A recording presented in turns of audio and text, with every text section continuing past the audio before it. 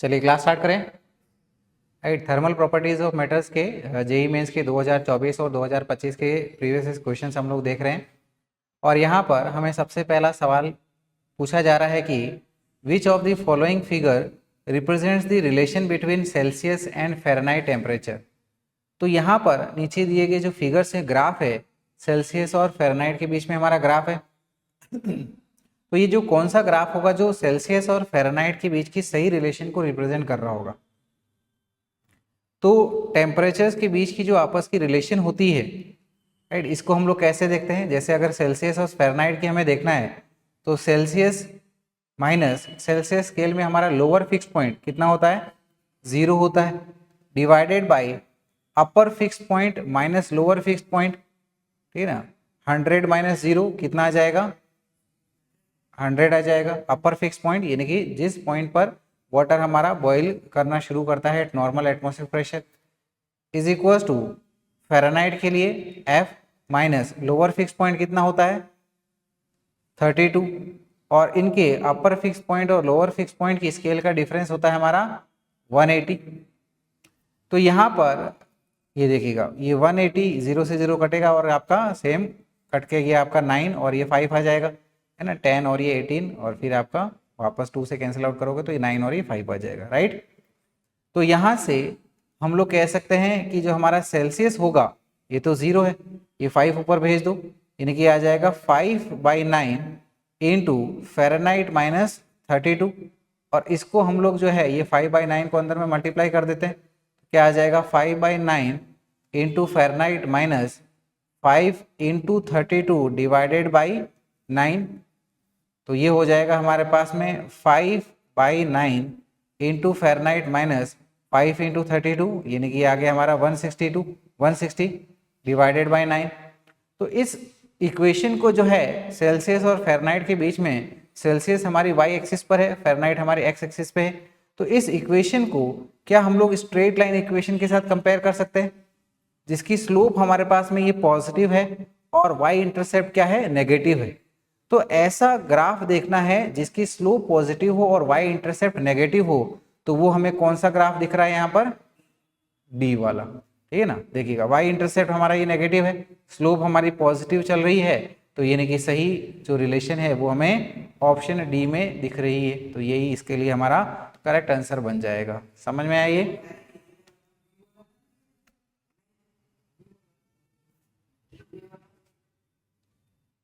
समझ में आ गया ये।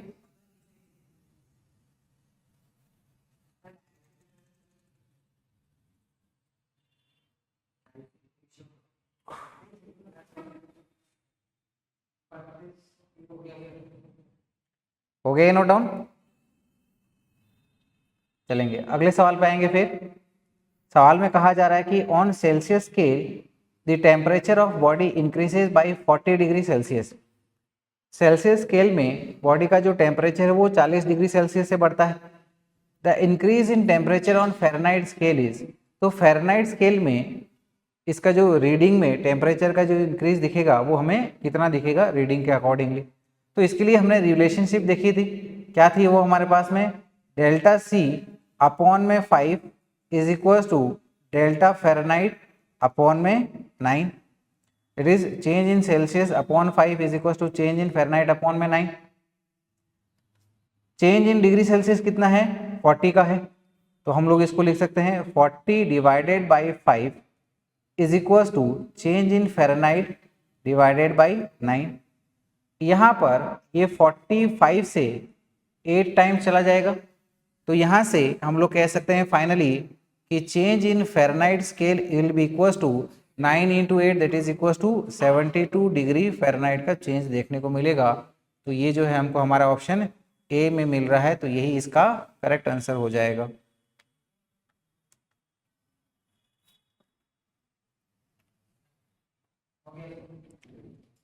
हो गया नोट डाउन। चलते हैं अगले सवाल पे आते हैं। अगला सवाल कह रहा है कि water falls from a height of 200 metre into a pool, ठीक है ना। पानी जो है 200 मीटर की हाइट से, ठीक है ना, एक पूल में गिर रहा है ना। ये इस तरीके से हाइट कितनी है हमारी 200 मीटर की। Calculate the rise in temperature of the water assuming no heat dissipation from the water in the pool. तो जब ये पानी इस हाइट से गिरेगा, ठीक है ना, तो यहाँ पर पानी का जो है वो कुछ टेम्परेचर बढ़ जाएगा, ठीक है ना। तो ये टेम्परेचर जो है कितने से बढ़ेगा वो हमें बताना है, और ये मानते हुए कि यहाँ पर कोई हीट का लॉस नहीं हुआ, हीट का कोई डेसिपेशन नहीं हुआ है। जी की वैल्यू आप 10 मीटर पर सेकेंड स्क्वायर ले लीजिएगा, और स्पेसिफिक हीट ऑफ वाटर ये हमारा 4200 joules per KG kelvin consider कर लीजिएगा। अब कोई एनर्जी का लॉस नहीं हुआ है, तो यहाँ पर पानी के पास में इनिशियल क्या थी हमारे पास में पोटेंशियल एनर्जी mgh, और यहाँ पर ये पहुंच के काइनेटिक एनर्जी में चेंज होके और काइनेटिक एनर्जी हीट एनर्जी में चेंज हो गई है। और हीट एनर्जी कितनी होती है हमारे पास में, Q is equal to mc delta T, यानी कि ये जो पोटेंशियल एनर्जी है वो फाइनली हमारे किस में चेंज हो गई है, हीट एनर्जी में। समझ में आ रही बात? तो यानी कि हम लोग क्या लिख सकते हैं कि mc delta T is equal to mgh, दोनों साइड से ये m से m हमारा कैंसिल आउट हो गया है। तो हमें क्या बताना है, change in temperature delta T is equal to ये आ जाएगा gh अपॉन में c is equal to g हमारा ये 10 है, h हमारा आ गया 200, और स्पेसिफिक हीट ऑफ वाटर ये हमें दे रखा है 4200। तो यहाँ से ये 2 0 तो ऐसे ही चले जाएंगे, ये से कट के हमारे पास में 21 आ जाएगा, यानी कि ये बन जाएगा हमारे पास में 10 अपॉन में 21, जो कि आ जाएगा फाइनली 0.48 केल्विन, जिसको हम लोग हमारे ऑप्शन डी में देख पा रहे हैं।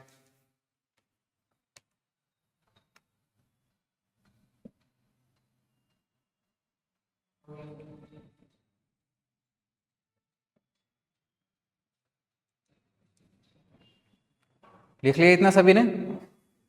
चलिएगा अगले सवाल पे आते हैं। सवाल पे कहा जा रहा है कि ए गन फायर से lead bullet of temperature 300 kelvin into A wooden block. एक गन जो है वो लेड बुलेट को फायर कर रही है at a temperature of 300 kelvin, ठीक है, एक वुडन ब्लॉक की तरफ। The bullet having melting temperature of 600 kelvin penetrates into the block and melts down. तो बुलेट का जो मेल्टिंग टेम्परेचर है, ठीक है, जिस दौरान पर वो पूरी सॉलिड से लिक्विड में चेंज हो जाएगी, वो कितना है, 600 केल्विन है। If the heat required for the process is 625 joules then the mass of the bullet is in terms of grams. अगर इस प्रोसेस में बुलेट का 300 केल्विन टेम्परेचर से होते हुए, ठीक है ना, इसका बढ़ा के फाइनली इसको मेल्ट डाउन करने के लिए जो हीट लगती है वो कितनी है, 625 जूल्स है। तो इस बुलेट का मास कितना होगा ये बताना है, और कहा गया है कि latent heat of fusion of lead is 2.5 into 10 की power 4 joules per kilogram and specific heat capacity of lead is 125 joules per kilogram per kelvin. Latent heat of fusion of lead बता दिया, specific heat capacity of lead बता दिया, तो हमको बताना है कि इस बुलेट का मास कितना है। समझ में आई बात? अब जो भी हीट सप्लाई हो रही है, देखिएगा हो क्या रहा है कि ये हमारा वुडन ब्लॉक है, इसके अंदर में ये बुलेट आई है, तो जैसे जैसे अंदर जाएगी फ्रिक्शन की वजह से इसमें टेम्परेचर बढ़ेगा, ठीक है, फ्रिक्शन की वजह से इसका टेम्परेचर बढ़ेगा। पहले हमारा क्या होगा, यहाँ पर कितना है 300 केल्विन, ठीक है ना, 300 केल्विन से होते होते यहाँ पर ये हमारा 600 केल्विन आ जाएगा। अब ये मेल्टिंग स्टेज पे आ गई है, ठीक है ना, तो जैसे जैसे आगे जाएगी वैसे वैसे ये पूरी मेल्ट डाउन हो जाएगी और पूरी हमारी लिक्विड में बदल जाएगी। तो यहाँ से लेके यहाँ तक ये हमारी हीट Q1 ले लूँ, जहाँ पर उसका टेम्परेचर राइज हुआ है मेल्टिंग पॉइंट तक, और उसके बाद में इसका स्टेट चेंज हुआ है, इसके लिए हीट हमें लग रही है Q2। आ रही बात समझ में? तो टोटल अमाउंट ऑफ जो हीट होगी वो क्या हो जाएगी, Q1 प्लस Q2। Q1 हमारी क्या हो जाएगी, टेम्परेचर का चेंज हुआ है यानी कि mc डेल्टा टी, और Q2 क्या हो जाएगा, स्टेट का चेंज हुआ है तो m into latent heat of fusion. बोलिए ये बात समझ में आई? नूर? तो हम लोग कह सकते हैं कि total amount of heat will be Q1 यानी कि mc delta T plus Q2 कितना है हमारे पास में, m into latent heat of fusion, और टोटल अमाउंट ऑफ हीट जो लग रही है वो कितनी है, 625 हमें बता रखा है। दोनों से हम लोग m को कॉमन निकाल लेते हैं, जो कि हमें अल्टीमेटली फाइंड करना है। c that is specific heat capacity of lead कितनी बता रखी है, this is your 125 into temperature का चेंज 600 माइनस 300 यानी कि 300 आ जाएगा, plus latent heat of fusion कितना है 2.5 इंटू 10 की पावर 4, ये सब हमें एसआई में दिया हुआ है। तो हमारे पास में जो मास आएगा वो बेसिकली किलोग्राम्स में आएगा, फिर इसको ग्राम्स में हम लोग चेंज करेंगे। तो ये आ गया हमारे पास में 625 is equal to mass of the bullet, ये 125 इंटू 300 हो गया, प्लस इसको हम लोग 25,000 लिख सकते हैं is equal to mass of the bullet 125 into 300 यानी कि ये हो जाएगा 37,500 प्लस दिस 25,000 इस तरीके से। तो फाइनली हम लोग कह पाएंगे कि जो मास है बुलेट का वो क्या हो जाएगा 625 अपॉन में इन दोनों का addition which is equal to 62,500। इसको इससे डिवाइड करोगे तो देखो सीधा सीधा ये हमारे पास में 100 हो जाएगा नीचे में, तो ये आ जाएगा 1/100 किलोग्राम। 1 किलोग्राम में 1000 ग्राम्स होते हैं, तो हम लोग कह सकते हैं it is equal to 1000 grams divided by 100 यानी कि बुलेट का मास कितना है 10 ग्राम के बराबर। So correct answer will be option B. तो यानी कि हम लोग यहाँ पर बोलेंगे इट इज योर 10 ग्राम्स।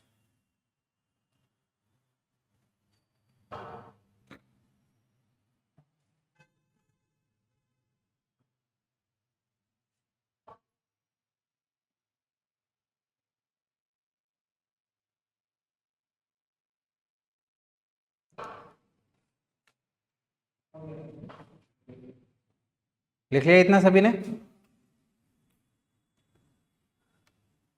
चलते हैं अगले सवाल पे आते हैं। देखिएगा अगले सवाल कह रहा है कि a block of ice at -10 degree Celsius is slowly heated and converted to steam at 100 degree Celsius.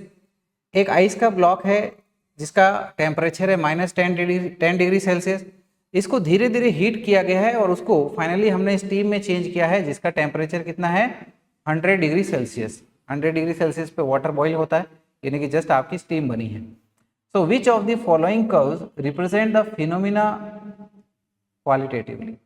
तो यहाँ पर वो कौन सा ग्राफ है टेम्परेचर और हीट सप्लाइड के बीच में जो हमारे इस फिनोमिना को सही से रिप्रेजेंट कर रहा है, क्या कह सकते हो? सी वाला पढ़ा हुआ है हमने, ठीक है ना। उसके केस में हीट सप्लाइड की जगह हमारा टाइम होता था, है ना, और जैसे जैसे टाइम बढ़ रहा है हमारी हीट सप्लाइड भी ज़्यादा होगी। तो यानी कि अगर हम लोग इसका ग्राफ देखें, ये हमारा एक्स एक्सिस में टाइम बोलो या फिर हीट बोलो, दोनों के केस में सेम ही आपका ग्राफ बनेगा। इधर में टेम्परेचर T बोल लो, इधर में हमारा हीट सप्लाइड Q बोल लो। तो इनिशियली क्या होगा, ये -10 डिग्री सेल्सियस से 0 डिग्री सेल्सियस तक जाएगी बर्फ़, तो यहाँ पर लगातार इसका टेम्परेचर बढ़ेगा। उसके बाद में इसका स्टेट का चेंज होगा, ये यहाँ से लेके ये यहाँ तक, ऐसे समझ में आ रही बात। तो यानी कि ये हमारा -10 डिग्री सेल्सियस से होते हुए यहाँ तक हमारा टेम्परेचर कितना आ गया, ये 0 डिग्री सेल्सियस, ठीक है ना। 0 डिग्री सेल्सियस पे ये यहाँ पर सॉलिड में था, ठीक है। फिर ये स्टेट का यहाँ पर चेंज हुआ, तो फाइनली होते होते यहाँ पर ये क्या आ जाएगा हमारे पास में, लिक्विड में हो जाएगा। तो ये बेसिकली हमारा प्रोसेस है फ्यूजन का, है ना, समझ में आ रही बात। इसके बाद में अब ये लिक्विड में चेंज हो गया, 0 डिग्री सेल्सियस लिक्विड में पानी में कन्वर्ट हो गया। उसके बाद में फिर से अब इसका टेम्परेचर इंक्रीज होना शुरू हो जाएगा, 0 डिग्री सेल्सियस लिक्विड से लेके 100 डिग्री सेल्सियस लिक्विड तक चला जाएगा, ठीक है, समझ में आई बात। ये यहाँ पर कितने पे आ जाएगा, ये हमारा 100 डिग्री सेल्सियस पर। और ठीक है ना, यहाँ पर हम लोग कह सकते हैं कि इस सिचुएशन में क्या होगा, हमारे पास में जो टेम्परेचर है जो लिक्विड का वो राइज करेगा, temperature of liquid rises, temperature of liquid rises. तो यहाँ पर ठीक है ना, अब ये हमारे पास में 100 डिग्री सेल्सियस लिक्विड में चेंज हो गया यहाँ पर ना, ये बेसिकली यहाँ पर भी क्या है, लिक्विड ही है। और फिर अब ये अपना स्टेट चेंज करना शुरू करेगा, यानी कि 100 डिग्री लिक्विड से ये गैस में चेंज होगा, वेपर में चेंज होगा, राइट। तो यहाँ पर ये गैस या फिर वेपर में चेंज हो जाएगा। तो ये जो प्रोसेस है ये बेसिकली हमारा वेपराइजेशन या फिर बॉइलिंग कहलाएगा।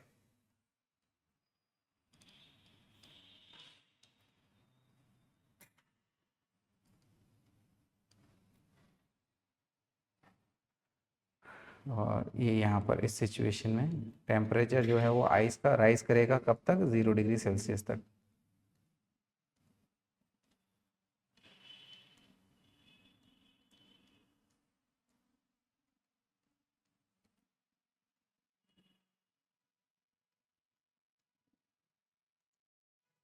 तो करेक्ट आंसर मिल जाएगा हमें ऑप्शन सी इस तरीके से।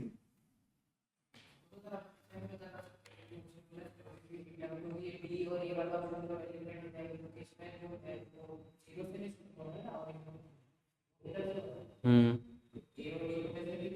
हम्म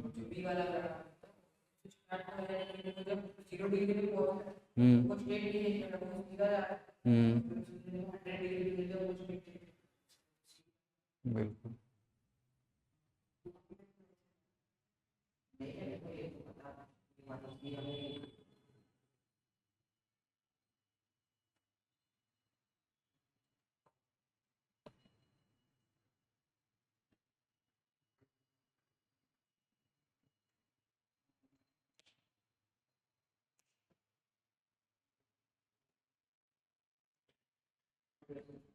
हो गया नोट डाउन।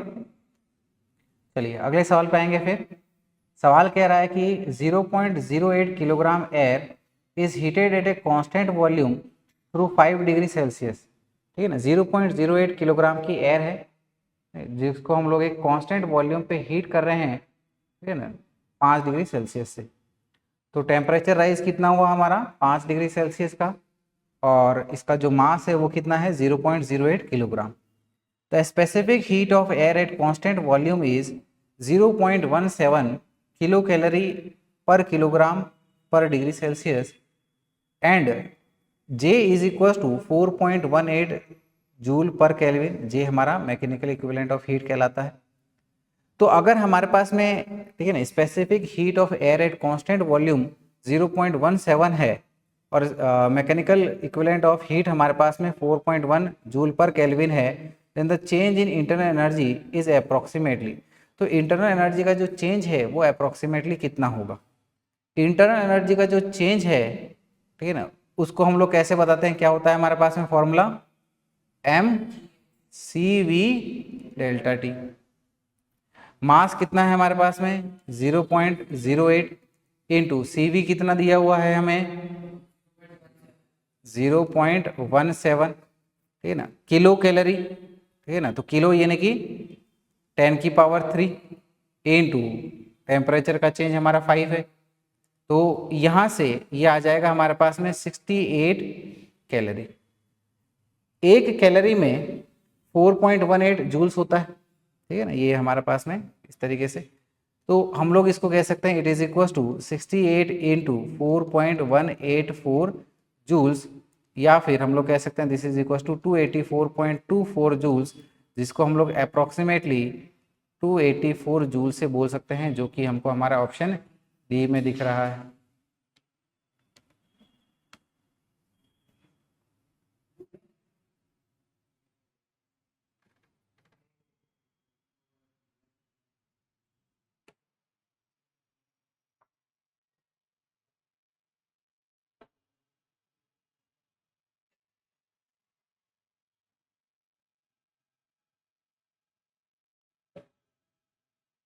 लिखा है इसे,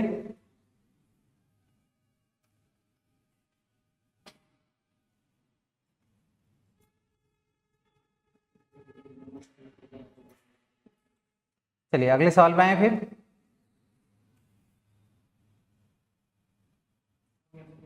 हो गया। चलिए अगला सवाल देखते हैं।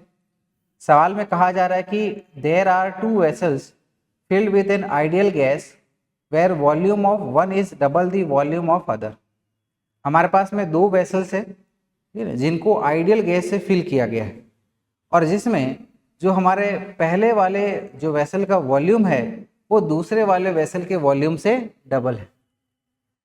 The large vessel contains the gas at 8 kilopascal at 1000 Kelvin, while the smaller vessel contains the gas at 7 kilopascal at 500 Kelvin.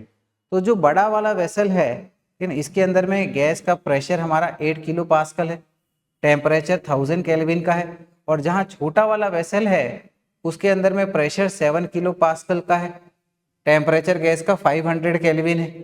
If the vessels are connected to each other by a thin tube, allowing the gas to flow, and the temperature of both vessels is maintained at 600 Kelvin at steady state, the temperature in the vessel will be. अगर दोनों ही vessels को यहाँ पर एक thin common tube से connect कर दें और फाइनली जब स्टेडी स्टेट आ जाएगा तो उनके दोनों के पास में टेम्परेचर हमारा 600 केल्विन का हो जाएगा. तो यहां पर इन दोनों का जो फाइनल प्रेशर होगा वो कितना होगा वो हमें बताना है. समझ में आ रही बात? तो यहां पर क्या करो, इस सिचुएशन को थोड़ा प्लॉट कर लो. ये हमारा पहला वाला वेसल है और ये हमारा दूसरा वाला वेसल है. ये इस पहला और ये दूसरा. इसकी प्रेशर P1, वॉल्यूम V1 और टेम्परेचर यहाँ पर T1 बोल लो. इसका प्रेशर P2, वॉल्यूम V2 और टेम्परेचर जो है वो T2 ले लो. इन दोनों को जो है एक कॉमन पाइप से कनेक्ट कर दिया गया, तो जिसके बाद में, ठीक है ना, इनका ये फाइनल प्रेशर, ये लेटेस्ट से final pressure PF, final volume VF और फाइनल जो टेम्परेचर है वो TF, दोनों के लिए बोला गया. तो जब हम लोग इनको कनेक्ट करेंगे तो क्या होगी, हमारे गैस के जो मॉलिक्यूल्स है वो एक वेसल से दूसरे वेसल की तरफ जाएंगे, हाई प्रेशर से लोअर प्रेशर की तरफ. लेकिन जो total number of gas molecules है या फिर जो नंबर ऑफ मोल्स है वो तो चेंज नहीं होंगे, फाइनल में भी उतने ही रहेंगे. यानी कि हम लोग कह सकते हैं कि अगर हमारे पास में पहले वाले वेसल में n1 number of moles of gas particles है और दूसरे में हमारा n2 है, तो फाइनल में भी हमारे पास में इनका कंबाइंड नंबर ऑफ मोल्स रहने चाहिए. आइडियल गैस इक्वेशन क्या होती है, PV is equal to nRT. तो n क्या हो जाएगा, PV अपॉन में RT. तो पहले वाले कंटेनर के लिए हम लोग कह सकते हैं it is equal to P1V1 upon में RT1.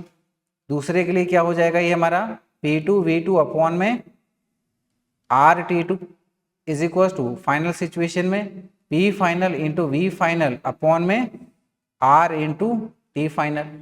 दोनों साइड से गैस कांस्टेंट R और R को कॉमन लेके कैंसिल आउट कर लो. पहले वाले कंटेनर के केस में प्रेशर कितना है हमारे पास में 8 किलो पास्कल इंटू इसका जो वॉल्यूम है दूसरे वाले से डबल है, इसको 2V लिख देते हैं, अपॉन में यहाँ पर इसका टेम्परेचर कितना बोला जा रहा है 1000 केल्विन. तो ये हो गया अपॉन में हमारे पास में 1000 प्लस दूसरे वाले कंटेनर के लिए प्रेशर कितना है 7 किलो पास्कल का, 7 वॉल्यूम इसका V अपॉन में इसका टेम्परेचर कितना मेंटेन किया गया था 500 पे, इज इक्वल टू फाइनली. अब कंबाइंड आपके दोनों कंटेनर को कंसिडर करो तो इनका जो कॉमन प्रेशर रहेगा वो P फाइनल ले लो. दोनों का आपका कंबाइंड वॉल्यूम कितना हो जाएगा V1 प्लस V2 यानी कि V2V प्लस V यानी कि कितना आ गया ये 3V डिवाइडेड बाई इनका कॉमन टेम्परेचर कितना दिया गया है हमें 600 केल्विन. तो यहाँ से ये 100 और ये 100 कैंसिल आउट कर लो, ये V और ये V कॉमन लेके कैंसिल आउट कर लो. तो लेफ्ट हैंड साइड में हमारे पास में न्यूमरेटर में क्या बच रहा है 8 इंटू 2 यानी कि 16 अपॉन में डिनोमिनेटर में 10 प्लस ये आपका 7/5 इज इक्वल टू ये आ गया 3P फाइनल अपॉन में ये हमारा 6 हो गया.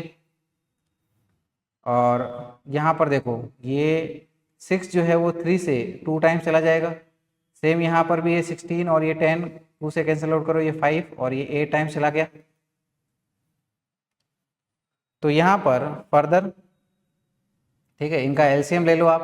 तो 7 प्लस 8 न्यूमरेटर में यानी कि 15 आ गया, डिवाइडेड बाई 5 कर दे, इज इक्वल टू ये आ गया हमारे पास में P final divided by 2.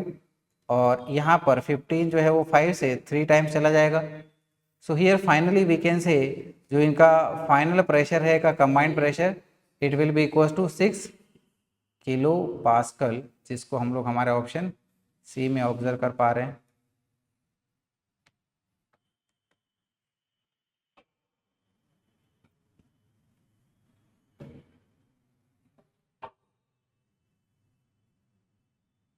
Keshav समझ में आया? नूर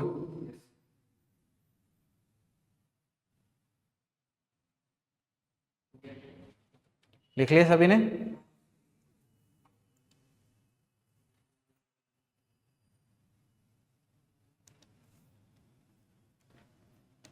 चलिएगा,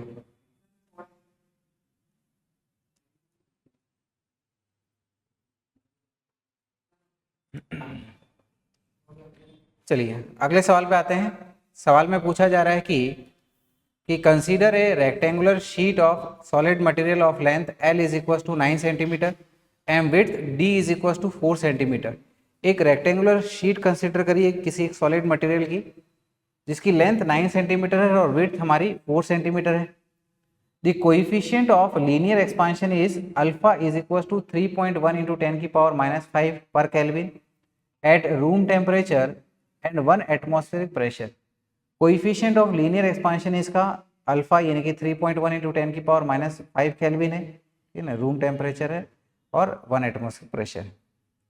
the mass of sheet m is equal to 0.1 kilogram and the specific capacity CV is equal to 900 joules per kelvin per kilogram, right. तो यहाँ पर मास दे दिया गया है, स्पेसिफिक हीट कैपेसिटी बता दी गई है।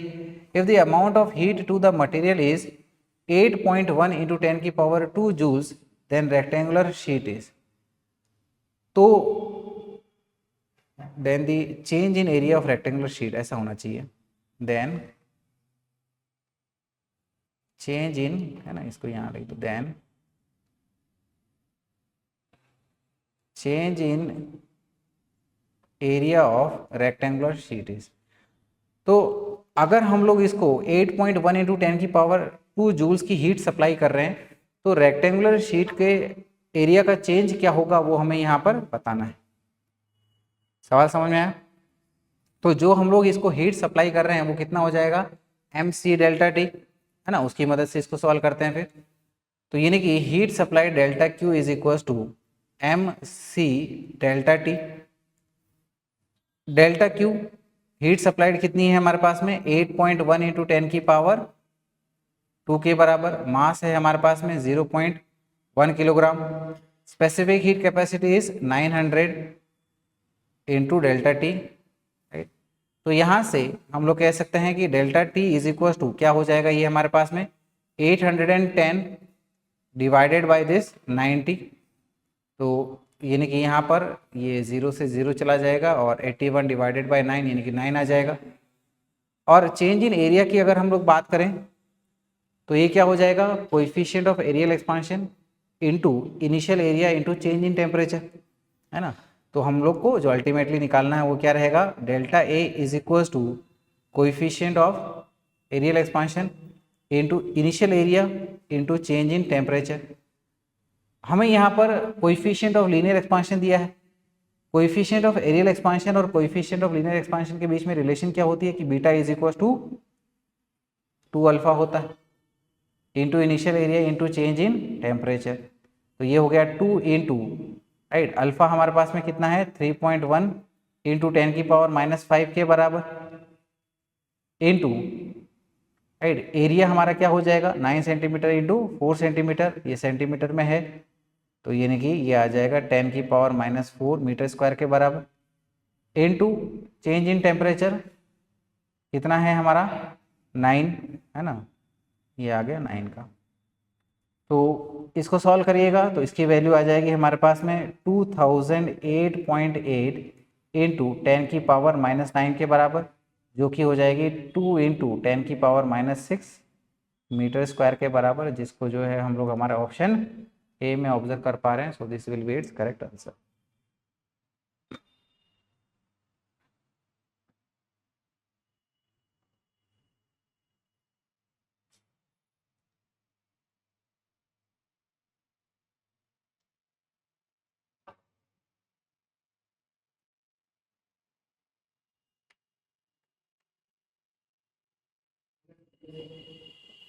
कर लिया नोट डाउन ये? चलिए अगले सवाल पे आते हैं हम लोग। देखिएगा सवाल दिया गया है कि an amount of ice of mass 10 की power -3 kilogram and temperature of 10 की power -10 degree Celsius is transformed to a vapour of temperature 110 degree celsius by applying heat. हमारे पास में 10 की पावर -3 किलोग्राम की आइस है। इनिशियली ये -10 डिग्री सेल्सियस पर है, फिर हम लोग इसको हीट कर रहे हैं, ठीक है, जिसकी वजह से ये फाइनली वेपर में चेंज हो जा रही है और वेपर का टेम्परेचर कितना है 110 degree Celsius. The total amount of work required for this conversion is, तो इस पूरे कन्वर्जन के लिए हमें टोटल अमाउंट ऑफ वर्क कितना करना पड़ेगा, यानी कि इसको कितनी अमाउंट की हीट सप्लाई करनी पड़ेगी। We are given that specific heat of ice is 2100 joules per kilogram per Kelvin. Specific heat of water is 4180 joules per kilogram per Kelvin. Specific heat of steam is 1920 joules per kilogram per Kelvin. Latent heat of ice is 3.35 into 10 की power 5 joules per kilogram and latent heat of steam is 2.25 into 10 की power 6 joules per kilogram. अब सारा ये जो दिया है data, ठीक, ये हमारा यूज में आ जाएगा, लेकिन कहानी क्या है समझ में आई। -10 डिग्री सेल्सियस की बर्फ को हम लोग 110 डिग्री सेल्सियस में स्टीम में चेंज कर रहे हैं, तो हम लोग इसको डायरेक्टली तो चेंज नहीं कर पाएंगे, तो क्या होगा, है ना, पहले हमारा पास में ये टेम्परेचर का राइज होगा -10 डिग्री सेल्सियस से 0 डिग्री सेल्सियस आइज तक, ठीक है, फिर यहाँ पर ये पानी में चेंज होगा, ठीक है ना, तो यहाँ पर हीट सप्लाइड हमारी Q1 बोल लो, ये हमारा यहाँ पर Q2 बोल लो, ठीक है ना, तो यहाँ पर अब ये 0 डिग्री सेल्सियस वाटर में चेंज हो गया। अब वाटर में चेंज होने के बाद फिर से इसका टेम्परेचर बढ़ना शुरू हो जाएगा, कब तक, 100 डिग्री सेल्सियस तक, तो यहाँ पर हीट सप्लाइड कितनी हो जाएगी हमारी Q3, ठीक है ना, फिर यहाँ पर इसको और हम लोग यहाँ पर हीट देंगे, ठीक है, ताकि ये जो है हमारी स्टीम में चेंज हो जाए, राइट, स्टीम में चेंज हो जाए, ये हमारा यहाँ 100 डिग्री सेल्सियस है, ठीक है, तो यहाँ पर ये हमारा स्टीम में चेंज होके फाइनली यहाँ पर ये जो है 100 डिग्री सेल्सियस जो है वो वेपर में चेंज हो जाएगी।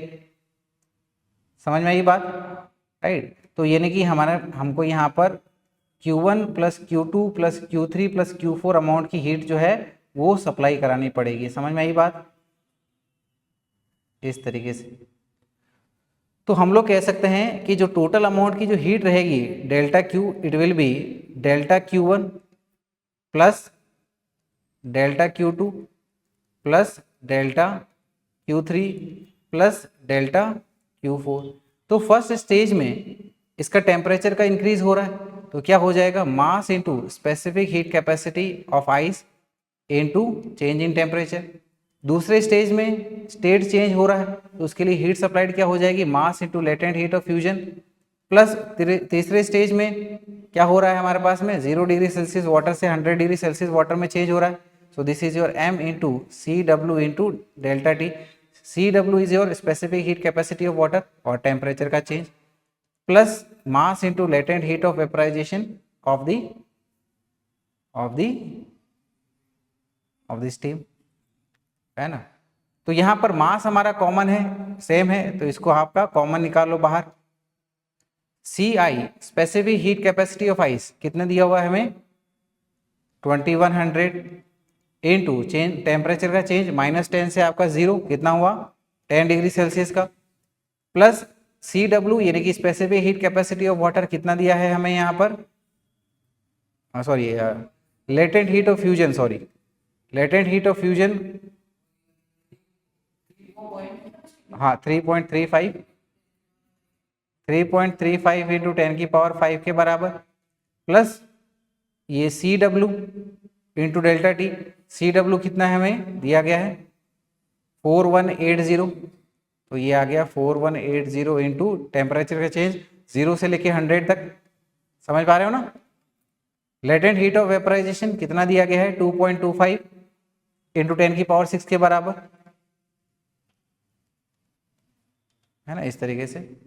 और इसको जो है यहाँ पर ही 100 कर लीजिएगा। तो बस अब इसको सॉल्व करते हैं फिर। तो ये हो गया हमारे पास में 10 की पावर -3 इनटू ये बन गया हमारे पास में 21,000 प्लस ये बन जाएगा 35,000 इस तरीके से। ये बन जाएगा हमारे पास में 418000 और आखिर में ये बन जाएगा 225,000 इस तरीके से। इन चारों टर्म्स को ऐड कर लेना तो ये बन जाएगा 10⁻³ इंटू 3024000, ठीक है ना, 10⁻³ यानी कि आपका ये तीनों जीरो चले जाएंगे और ये आ जाएगा 3024 जूल्स इस तरीके से। और इसको जो है हम लोग हमारा ऑप्शन डी में देख पा रहे हैं, तो यही इसके लिए हमारा करेक्ट आंसर हो जाएगा।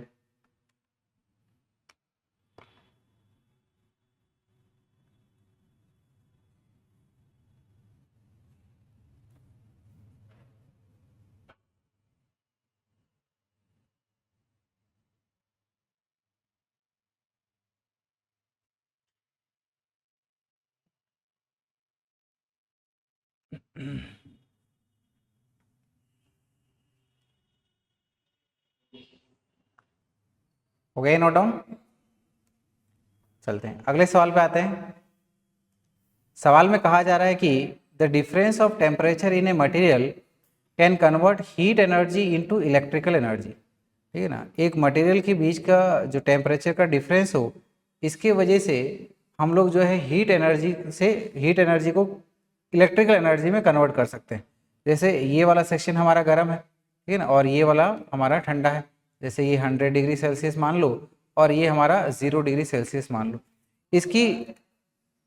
इसकी वजह से हम लोग हीट एनर्जी को इलेक्ट्रिकल एनर्जी में चेंज कर सकते हैं।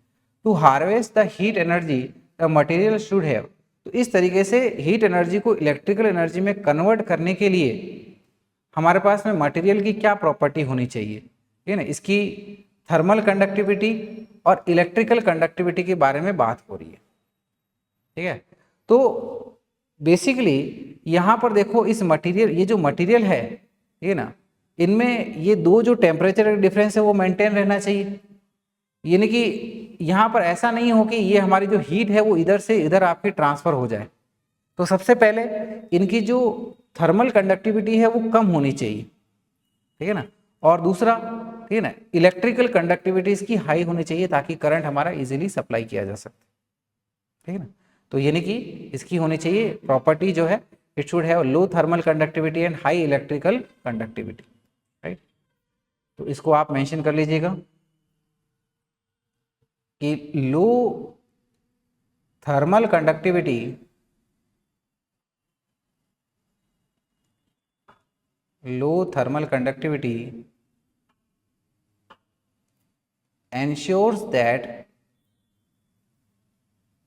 ensures that heat doesn't easily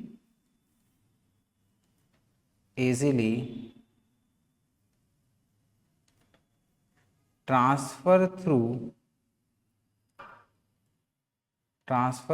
the material, allowing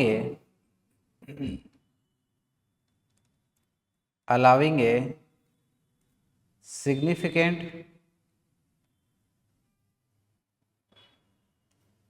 temperature difference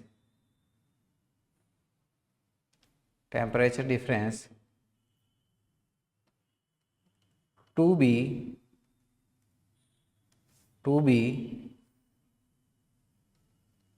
maintained between the hot and cold sides,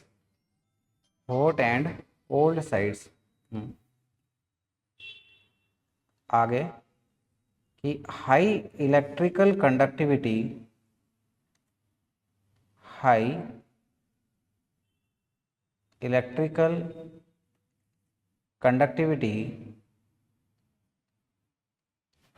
allows for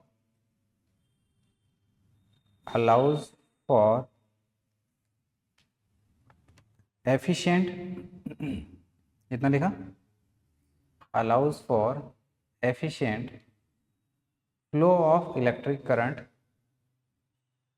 high electrical conductivity allows for efficient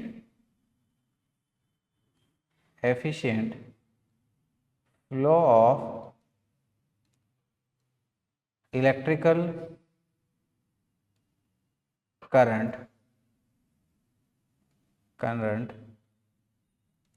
generated by the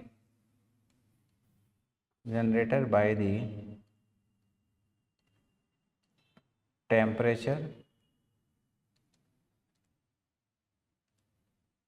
difference,